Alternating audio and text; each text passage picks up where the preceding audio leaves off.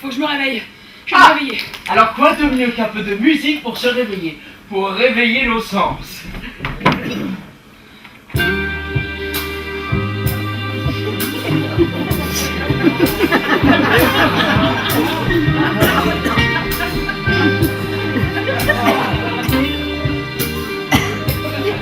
Viens ce soir.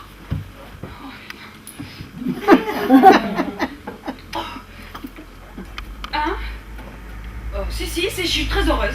Si, vraiment. Et qui vient ce soir? Tu la fermes, bordel! Non, vraiment, je suis très heureuse. C'est juste un peu soudain, du coup, oui. Moi aussi. Moi aussi, je t'aime. Tu t'aimes, oui? Chut, 2 secondes, s'il te plaît. Mariée? T'as été mariée avec bébé? Je pouvais pas te le dire. Parce que... Eh ben, parce que... Allez, finis ta phrase, merde! Parce que j'ai jamais divorcé.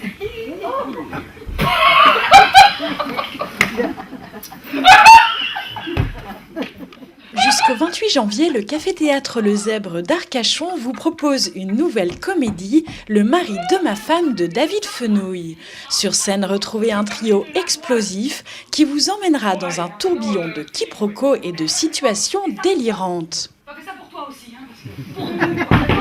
Oui, ça va, j'arrive, bébé. Ouais, c'est ça, bébé. Viens! Papa, il va te mettre une bonne branlée.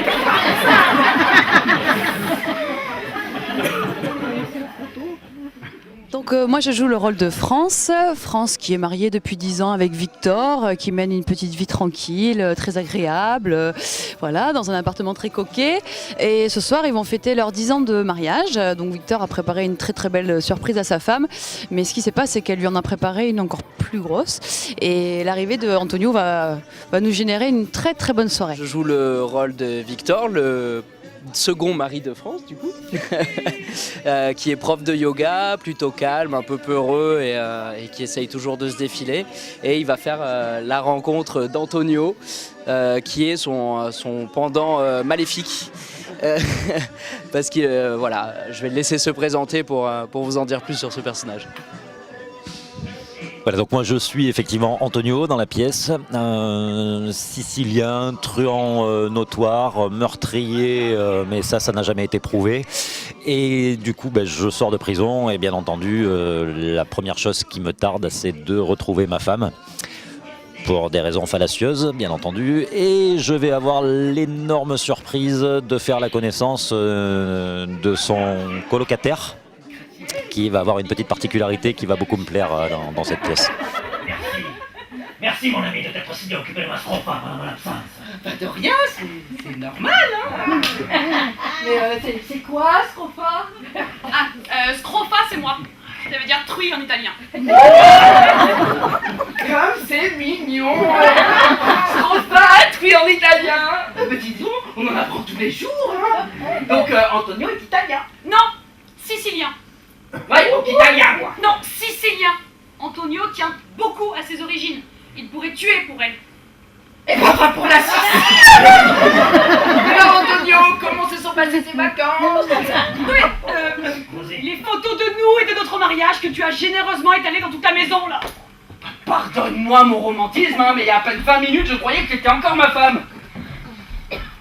Bon bah écoute, toi tu t'occupes d'Antonio et moi je vais enlever les photos. Antonio! Antonio!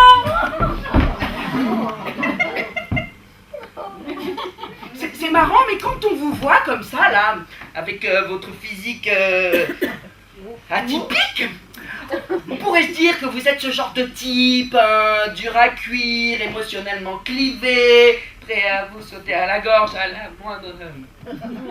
Eh bien, faites comme chez vous, et je suis chez moi.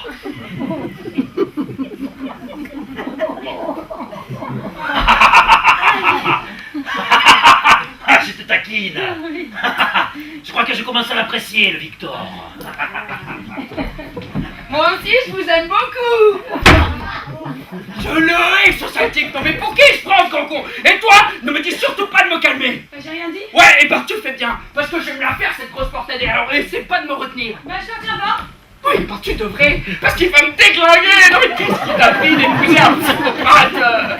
C'était juste une dernière transaction. Et après, à nous les Caraïbes. Caraïbes? Allez hop, c'est parti.